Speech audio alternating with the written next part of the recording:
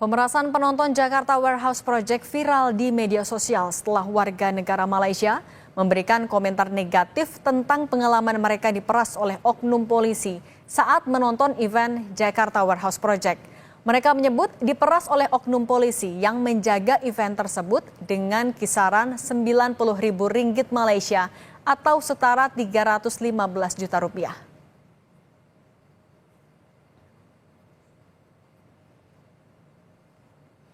Lewat akun Instagram resminya, DWP meminta maaf atas ketidaknyamanan yang dialami oleh penonton. Ismaya Live selaku penyelenggara Jakarta Warehouse Project 2024 meminta para korban melapor langsung kepada polisi untuk mengusut kasus tersebut. Ismaya Live juga menegaskan pihaknya sedang bekerja keras secara kooperatif dengan pihak berwenang dan lembaga pemerintah terkait untuk menyelidiki tentang apa yang tengah terjadi. Ismaya berkomitmen untuk mencegah insiden serupa tak terjadi lagi pada masa mendatang. Terkait penangkapan 18 polisi yang diduga memeras dan menangkap penonton dalam event Jakarta Warehouse Project, kita bahas bersama anggota Kompolnas Hoirul Anam. Pak Anam, selamat petang. Selamat petang, apa kabar Mbak Cindy? Baik, Pak Anam, ini 18 orang terdiri dari unit Polda, Polres sampai Polsek. Sebenarnya apa yang terjadi? Apa yang dikumpulkan informasi oleh Kompolnas? Ya, sekarang masih dalam proses pengumpulan ya. Baru saja juga kami berkomunikasi dengan Propam kepolisian, namun memang belum bisa di-share informasinya. Yang pasti memang kami berharap ada tindakan tegas terhadap oknum tersebut atau siapapun yang terlibat dalam kasus itu. Karena memang ini tidak hanya soal pemerasan, tapi ini juga soal menyinggung semangat dari Pak Kapolri yang akhir-akhir ini juga sedang giat-giatnya melakukan berbagai pembenahan. Nah, di tengah giat-giatnya beliau melakukan pembenahan, kok malah ada problem ini, gitu ya. Problem yang tidak hanya menyangkut negara kita, tapi juga hubungan masyarakat kedua belah negara. Dan ini menurut saya sangat serius gitu. Kami mengapresiasi kecepatan dari Propam ya, Propam Mabes untuk memproses ini dan semoga tidak hanya berhenti di soal kode etik, tapi juga soal pidana. Nah, soal dugaan pemerasan ini sebenarnya apa tindakan tegas yang tadi Anda sampaikan? Ya, saya kira kalau dalam konteks anggota ya, kecuali ada oknum yang lain ya, masyarakat yang lain. Kalau dalam konteks anggota, tindakan tegasnya ya ini harus ada sidang etik dan harus ada pidana, karena kalau betul yang terjadi yang dilaporkan kayak gitu ada pemerasan, ini kan tidak pidana, tidak sekedar etik. Nah, dua konteks ini yang memang kami dorong untuk didalami dan rekan-rekan kepolisian berkomitmen untuk mendalami kedua hal tersebut. Satu soal etiknya yang sekarang lagi berproses di Propam Polri, yang kedua ya soal pidananya. Itu apalagi jumlah angkanya juga tidak sedikit gitu. Nah, jumlahnya berapa yang diketahui oleh Kompolnas? Benar sampai dugaannya 32 miliar rupiah? Beberapa viral transferan itu kan juga ada. Saya kira yang viral-viral, video-video viral, foto capturean dari HP transfer itu saya kira sesuatu yang nyata ya, yang sekarang juga sedang didalami. Kalau memang betul itu semua, ya sangat serius. Ini bukan soal angka saja ya, mau kecil mau besar, ketika di situ ada pemerasan, di situ ada tindak pidana, ya saya kira penegakan pidananya juga harus jalan. Tidak hanya sekedar etik, biar ini menjadikan satu pembelajaran bagi semua, dan ini tidak boleh terjadi kepada siapapun dan dilakukan oleh siapapun anggota kepolisian di Republik Indonesia ini.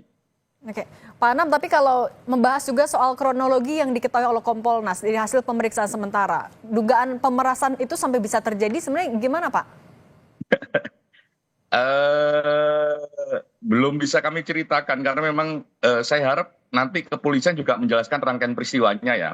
Apakah betul hanya ada di tempat tersenggaranya acara, apakah betul misalnya seperti yang viral di depan hotel, apakah betul hanya soal rangkaian peristiwanya, tes urin dan sebagainya, apakah juga melibatkan pihak yang lain. Kalau ada pihak yang lain, saya kira ya kalau ini memang betul pemerasan ya harus dipidana gitu. Oke, nah kalau gitu berarti pengawasan dari Kompolnas seperti apa? Kan ini merugikan tidak hanya yang pemilik acara, merugikan juga korbannya, tapi juga merugikan bahkan nama Indonesia dan juga institusi Polri. Mendorong agar mendapatkan sanksi yang tegas seperti apa pengawasan Kompolnas? Yang pertama memang baru saja ya kami berhubungan dengan Propam Mabes Polri untuk memastikan bahwa proses ini ya berjalan secara profesional dan transparan. Nah, profesionalnya apa? Ya dicek selengkap-lengkapnya siapapun yang terlibat. Dan ini sudah ditunjukkan dengan 18 orang diduga melakukan aksi tersebut dan sedang diperiksa. Dan kami berharap tidak dalam waktu yang lama ya terselenggaranya kode etik gitu. Nah, ini satu. Yang kedua, kalau memang clear di situ ada pemerasan, ya langsung diproses pidana. Saya kira itu.